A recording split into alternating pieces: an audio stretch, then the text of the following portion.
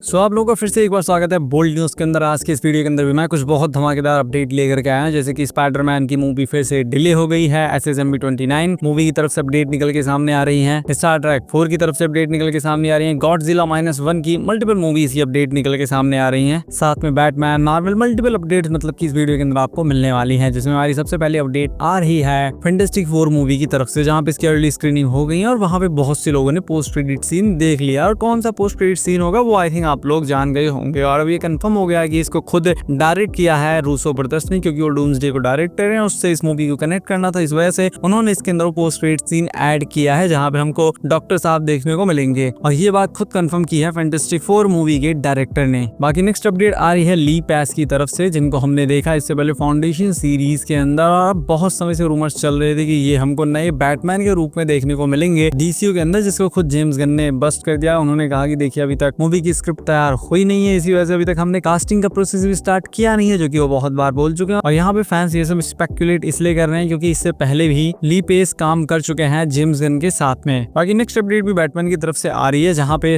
James Gunn ने पेश किया है और बताया है कि वो एलन रिचमैन के बहुत बड़े फैन है, पर्सनली भी और प्रोफेशनली भी, मतलब कि सामने से भी जानते हैं और काम भी उनका देख रखा है। और उन्होंने जब उनको पता चला कि बैटमैन के लिए इनकी बातें चल रही हैं कि बैटमैन के लिए इनको कास्ट किया जाएगा, तो वहां पे उन्होंने ज्यादा कुछ तो बताया नहीं, क्योंकि मूवी की अभी तक स्क्रिप्ट भी तैयार नहीं हुई है। लेकिन वहां पे उन्होंने ये बताया कि बैटमैन जरूरी नहीं है कि हमको बैटमैन की मूवी के अंदर ही देखने को मिले, उससे पहले भी देखने को मिल सकता है। वो कहाँ देखने को मिलेगा वो तो बाद में ही पता लगेगा। ये भी हो सकता है जैसे सुपरमैन मूवी के अंदर हमको एक गर्ल देखने को मिली थी, उसी तरह किसी और मूवी के अंदर हमको बैटमैन भी देखने को मिल सकता है। नेक्स्ट अपडेट आ रही है गॉडजिला -1 की तरफ से, जहाँ पे करंटली इस समय 3 प्रोजेक्ट वर्किंग में है। तीनों अलग अलग गॉडजिला के प्रोजेक्ट हैं, और एक मूवी के बारे में तो मुझे पता ही नहीं था कि ये मूवी भी 2016 में आ चुकी है, गॉडजिला की जापानीज मूवी। जहाँ पे अगर बात करें पहली मूवी की, तो वो है गॉडजिला -1, जिसकी रिलीज डेट भी रिलीज ईयर निकल के सामने आ गया है। इस मूवी को ऑफिशियली ग्रीन लाइट दे दी गई है, जिसको टाकाशी यामाजाकी डायरेक्ट करने वाले हैं। वो इस मूवी को लिख भी रहे हैं, साथ में डायरेक्ट भी करने वाले हैं। और एक काफी शॉकिंग चीज मुझे ये पता लगी कि ये जो मूवी थी गॉडजिला -1, आप सब लोगों ने देखी होगी, ऑस्कर भी वो मूवी जीत चुकी है कमाल के विजुअल इफेक्ट के लिए। लेकिन एक कमाल की बात यह है कि इसका बजट सिर्फ 10 से 15 मिलियन डॉलर था। जी हाँ, आपने सही सुना। और इसके कंपैरिजन में रामायण मूवी का बजट 250 मिलियन डॉलर है एक मूवी का, दोनों को मिला दो तो 500 मिलियन डॉलर। तो अगर ढंग से बजट को यूटिलाइज किया जाए तो एक अच्छी मूवी कम बजट में भी निकल के सामने आ सकती है। बाकी हम गॉडजिला -1 पे वापस आ जाते हैं। ये जो मूवी है गॉडजिला -1 का पार्ट 2,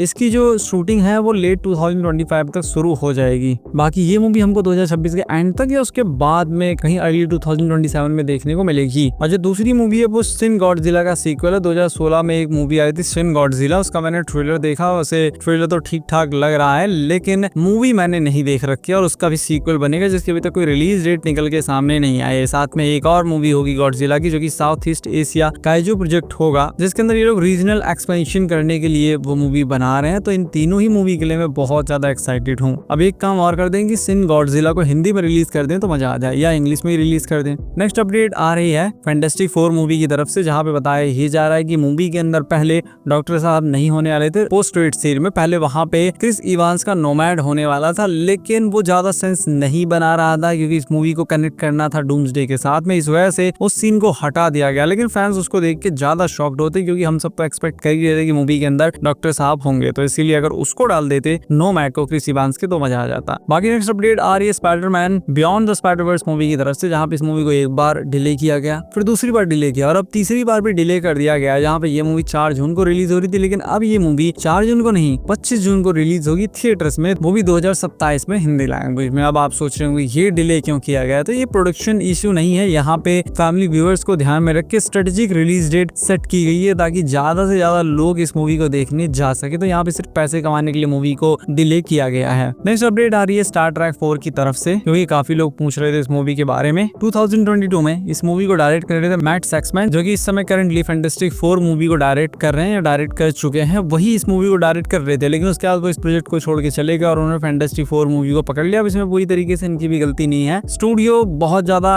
अड़चने पैदा कर रहा था मूवी को कंप्लीट होने में। बाकी सक्समैन बहुत सालों से प्लानिंग कर रहे थे, स्क्रिप्ट कास्टिंग सबके ऊपर बहुत अच्छी तरीके से ध्यान दे रहे थे, लेकिन एन मौके पे वो मूवी छोड़ के चले गए और करंटली ये मूवी होल्ड पे डली हुई है। लेकिन फिर भी ये मूवी डेवलपमेंट स्टेज में है, जहाँ पे इस मूवी के इस समय डायरेक्टर हैं स्टीव योकी, लेकिन अभी तक डायरेक्टर को इसके साथ अटैच दोबारा किया नहीं गया, लेकिन जल्द ही अटैच कर देंगे। अभी के लिए ये मूवी डेवलपमेंट पे तो है, लेकिन फुल स्केल डेवलपमेंट पे गई नहीं है और बहुत ज्यादा प्रायोरिटी पे इस मूवी को रखा गया नहीं है। लेकिन इवेंचुअली ये मूवी बनेगी जरूर, क्योंकि स्टार ट्रेक की जितनी भी सीरीज है, चाहे वो स्ट्रेंज न्यू वर्ल्ड हो या जो भी सीरीज होती है, मुझे तो स्ट्रेंज न्यू वर्ल्ड बहुत पसंद है, तो ये सारी सीरीज लोगों को बहुत पसंद आई और मूवी डेफिनेटली लोगों को काफी पसंद आएगी। नेक्स्ट अपडेट जेम्स गन की तरफ से आ रही है, जहाँ पे जेम्स गन ने कंफर्म किया कि एसजीटी रॉक मूवी के जो डायरेक्टर उन्होंने मूवी को छोड़ दिया है, यानी कि लुका ने छोड़ दिया, क्योंकि जितनी भी अभी तक स्क्रिप्ट आई है वो सब अनसेटिस्फैक्टरी रही है। इसी वजह से जब स्क्रिप्ट ही अच्छी नहीं मिली तो मूवी क्या बनाएंगे, तो इसी वजह से उस मूवी को उन्होंने छोड़ दिया है। अभी के लिए ये मूवी पॉज हो गई है, मतलब ये एकदम कैंसिल नहीं हुई है, लेकिन पॉज हो गई है। अब ये लोग उसके अंदर थोड़े और चेंजेस करेंगे, क्रिएटिव रीसेट करेंगे, उसके बाद नए डायरेक्टर राइटर जो भी इनको ढूंढना होगा ढूंढ के इस मूवी को बनाएंगे। वैसे सबसे ज्यादा अड़चन इस समय अगर किसी मूवी को आ रही है डीसीयू के अंदर तो वो है एसजीटी रॉक, जिसके एक्टर कैंसिल हुए, डायरेक्टर कैंसिल हुए, राइटर कैंसिल हुए। तो अब देखते हैं आगे क्या होता है। नेक्स्ट अपडेट आ रही है नेटफ्लिक्स की तरफ से, जहाँ पे नेटफ्लिक्स असैसिन क्रीड की एक वेब सीरीज बनाने जा रहा है और ये काफी बड़े बजट की हैवी सीरीज होने आ रही है। जैसे कि हमने द विचर की सीरीज देख रखी है हेनरी कैविल वाली,